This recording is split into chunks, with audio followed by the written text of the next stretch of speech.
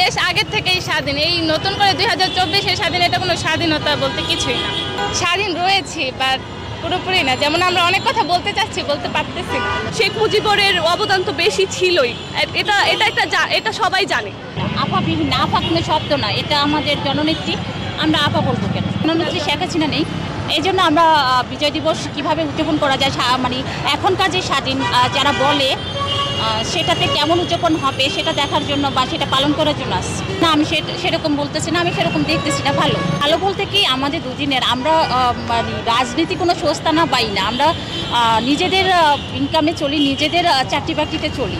তো আগে থাকা আর ভালো থাকা আমাদের জন্য, তবে আমাদের দেশটা ভালো থাকলে আমরা ভালো থাকবো, এটাই হচ্ছে মূল কথা।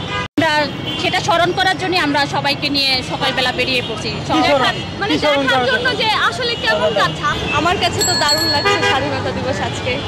কোনো ঝামেলা নেই, স্বাধীনভাবে চলতেছি রাস্তাঘাটে, তো রিক্সা দিয়ে আসলাম, ভালো লাগছে। আইন শৃঙ্খলা সব কিছুই দারুণ আছে। বিজয়ের জন্য যারা লড়াই করেছেন, তো ওনাদের অবদান সবচেয়ে বেশি ছিল। তো আমরা সেটা তো আর ভুলতে পারি না। দেশে যত ঝামেলা হয়ে যাক, দেশের জন্য যারা লড়ে গেছেন তো তাদেরকে তো আমরা ফেলে দিতে পারবো না।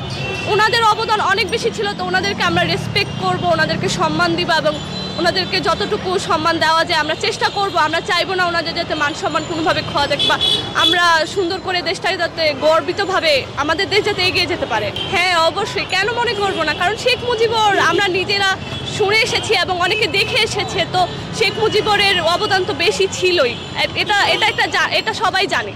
কারণ উনি আমাদের জন্য অনেক কষ্ট করেছেন, উনি জেল খেটেছেন, উনি ওনার ফ্যামিলির সাথেও থাকতে পারেননি অনেক বছর, অনেক কষ্ট করেছে। একটা মানুষ যে এই দেশের জন্য, বাংলাদেশের জন্য এত যুদ্ধ করেছে আরেক দেশের বিরুদ্ধে, তাকে কি আমরা ভুলে যেতে পারি? না, শেখ মুজিবকে আমরা কিভাবে ভুলে যাব? উনি আমাদের ভালোবাসার মানুষ এবং থাকবেন সব সময়, যাই হোক। কিছু সংখ্যক মানুষের কাছে হ্যাঁ তারা ঘৃণার পাত্র হয়ে গেছে, বাট আমাদের কাছে না। কারণ একজনকে ঘৃণা করা যায়, কিন্তু যে দেশের জন্য এত কিছু করে গেছে তাকে আমরা কিভাবে ঘৃণা করব? হ্যাঁ, খুবই ভালো লাগছে আমার স্বাধীনতা প্রথম উদযাপন। বাট আমার মনে হচ্ছে দেশ আগের থেকেই স্বাধীন। এই নতুন করে 2024-এ স্বাধীন, এটা কোনো স্বাধীনতা বলতে কিছুই না। যেমন আমরা ছাত্র আন্দোলন যেটা করেছে, এটা আসলে এইভাবে এত কিছু করে মানে প্রধানমন্ত্রীকে অন্য দেশে পাঠিয়ে বা যত ঝামেলা হয়েছে এটা না করে যদি চুপচাপে মিটমাট করে নিতে এত কিছু হতো না। বাট হচ্ছে বেশি মিছিল এত কিছু করা তো উচিত হয়নি।